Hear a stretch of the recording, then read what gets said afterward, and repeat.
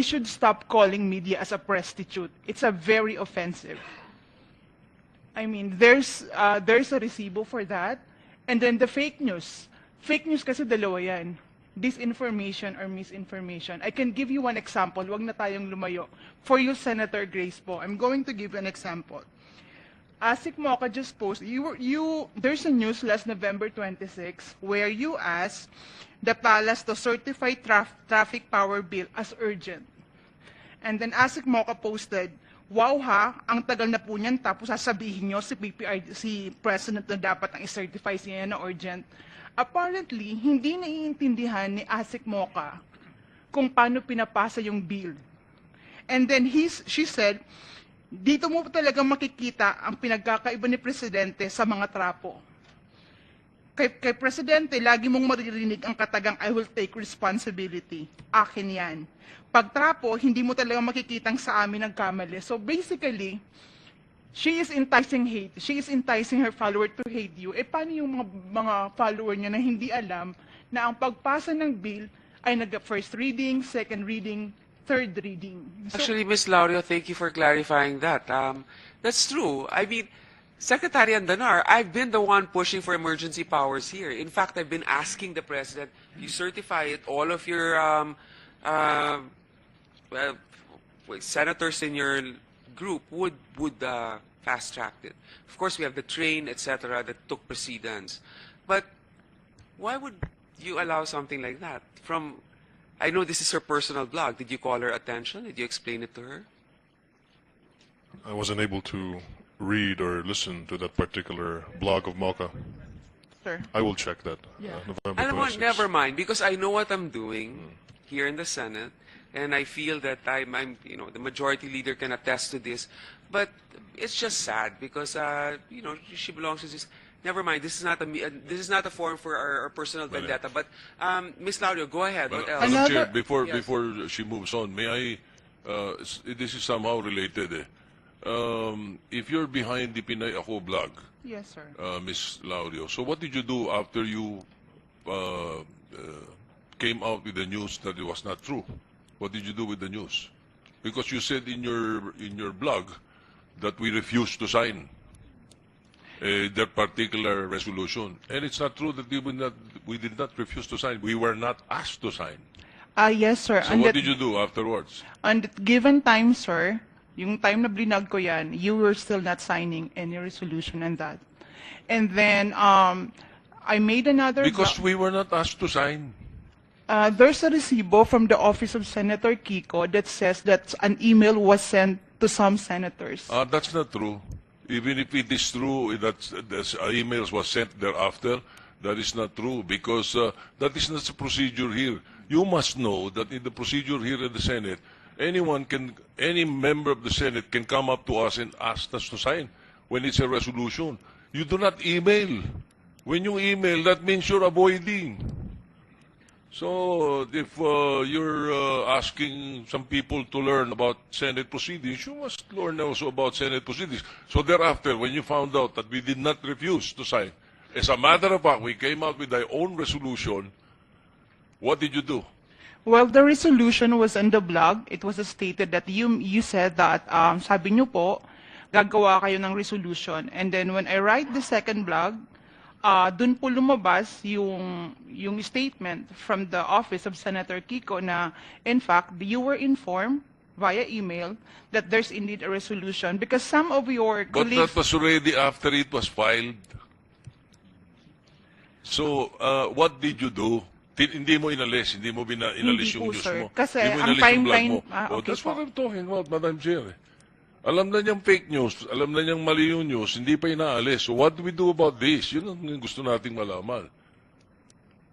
And hopefully we will be able to come up with legislation that would address such things. Kasi ganito lang yun, Ms. Laurio. Para lang ma-explain ko rin sa mga nakikinig. Ang sinasabi ni Senator Sotto, totoo nga naman, dito yung proceedings namin, ako na nalapitan para pirmahan yon. So, swerte ko naman. Hindi. Bakit hindi email sa'yo? Correct. Okay, so sabihin na natin, ewan ko na kung anong intention doon. Basta ako nalapitan, mabuti na lang na pirmahan ko. Ngayon, nung sinasabi ninyo na hindi na niya pinirmahan, kaya hindi mo na na-retract kasi tapos na yung blogging na at that time, nasubmit na kasi yun eh. So, hindi na talaga mapipirmahan. Nasubmit na yon. So, that's why what they did was, I think they came up with their own manifestations, correct? Condemning EJK. So, that's it. You know, I think that you should also be given a little room, just like we're giving room to Rappler and PDI for their mistakes, di ba? But at least also you should realize that this is also how it affects some of us here na di naman sa ayaw namin pirmahan yung EJK, I mean, ng aking mga kasama. I can attest to the fact that ako nilapitan and siguro sila nga hindi. Yes, another, yung sample po na sinabi ko about you, Madam Chair, that's disinformation. Another example of another fake news, I don't want to call it fake news because that's completely lie, about Senator Bam. Senator Bam said that I would like to thank President Duterte for signing this, yung free college. And then, again, ASEC Mocha posted that Senator Bam is credit-grabbing, blah, blah, blah, blah, blah, blah. I mean, what part of I thank the President for signing that is not, I mean, it's just like creating divisiveness and hatred. Hindi lang po isang beses, hindi lang po dalawa, maraming beses po. And yet, sasabihin na naman natin na it is in her personal capacity.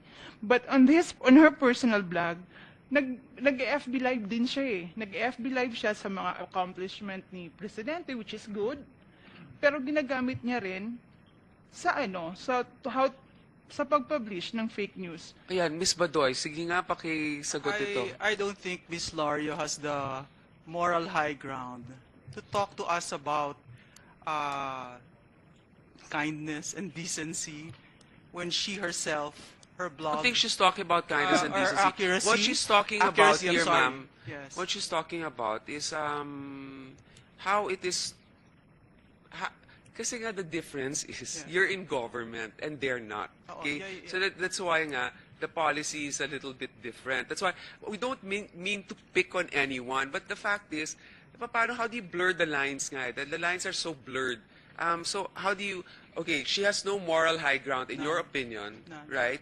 Because cite an example, because... well, we have our slides actually, you know, of her, how we please, of course I understand that Miss Laurio is, we're held to a higher standard because we're government officials. I do understand that. Right. But even then, as humans, no, we don't take away our humanity. She's gone over and beyond what can be defined as decent. Yeah. Do you have that presentation? Can you please show it? Because I want to be Madam Chair, fair here. Madam Chair, Yeah, I wish to clarify, is this an official PCOO presentation prepared using taxpayer money and public employees? Is this Yusek Badoy's personal presentation? No, we would just like to put on record, Okay, I Madam think Chair. Secretary Andanar can answer this, or Attorney Banaag. Sir, are It's you from the aware of this PCOO. presentation, sir? Yes. We have prepared slides of inaccurate news and fake news as well. This is for the information and also to aid us Okay. in this hearing, Madam. Okay, Chair. so you are aware of this, and this is part of your presentation, PCO. Okay, go ahead, please. Madam Chair, can I answer every slide para mas mapabilis po tayo? Is this the Okay. Yeah. Sige, go. First slide. Ito po ang example ng disinformation or fake news. Yeah, kailangan nyo nga talaga po ng training sec. The post was posted May of 2017. And then, the context of the post is that may sakit ang presidente noon, kaya sinama niya yung buong pamilya. And everyone was asking, bakit kasama? Di ba taxpayer money yan? And then I tweeted, sabi ko sa bagay, at least kung may mangyari sa kanya during that trip, kasama yung pamilya niya. Oh, pero hindi naman, may mali siya pa rin doon. Alam naman natin. O sige, Yeah, I mean, yun na yung but- justification mo, mali pa rin yun. Okay, Yes, next. but it's not a fake news. Oh, no, no, no, no. No, I no, mean, we're not saying that. Yeah, We're yes, talking about... But why it was presented there, No. Madam Chair? Okay, we're talking about the conduct. Okay, no, no, no, no. Okay, so fine. Look, kayo rin naman may mga below the belt. And, I mean, and you should be called out for those things that you say that are wrong. So you have, may pangil ka rin. Okay, next.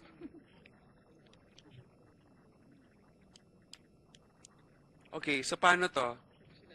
Hindi naman ikaw yan eh, no? Yeah, it's the president who Pero, said yeah, that Bongo that's is a not your blog. billionaire. Okay, okay. Thank That's you. my blog, ma'am. Blog mo ko po rin? yan. Yeah. Okay.